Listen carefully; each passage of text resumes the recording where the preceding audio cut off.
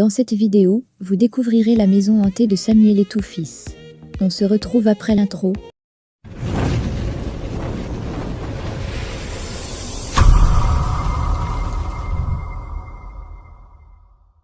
Salut chers abonnés, et bienvenue dans cette nouvelle vidéo consacrée à la maison hantée de Samuel Eto'o.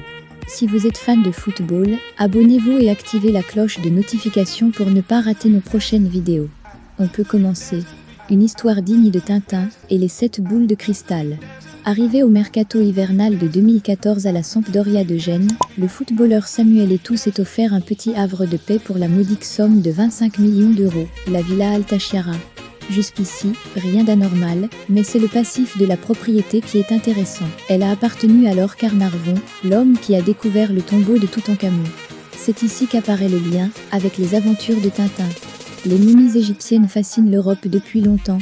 Importées dès le Moyen-Âge, elles intègrent les collections des cabinets de curiosités qui se constituent au XVIe et XVIIe siècle. À la fin du XVIIIe siècle, l'Égypte est au cœur de récits de voyages envoûtants tels que Voyage en Égypte et en Syrie. Après des dizaines d'années de fouilles acharnées dans le sable d'Égypte, un matin de novembre 1922, Lord Carnarvon reçoit un télégramme de son ami Howard Carter qui lui révèle merveilleuse découverte dans la vallée. Tombe superbe avec sceaux intacte. Attend votre arrivée pour ouvrir. Howard Carter vient de mettre au jour la tombe de Toutankhamon, qui recèle d'incroyables trésors en tout genre. Devant l'entrée, une inscription sur une pierre. Je suis celui qui refoule les voleurs de la tombe grâce aux flammes du désert. Je suis le protecteur du tombeau de Toutankhamon.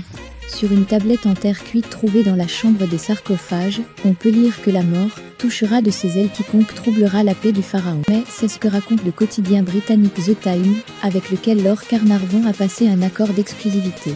En réalité, ces deux inscriptions servaient de menaces pour effrayer d'éventuels voleurs.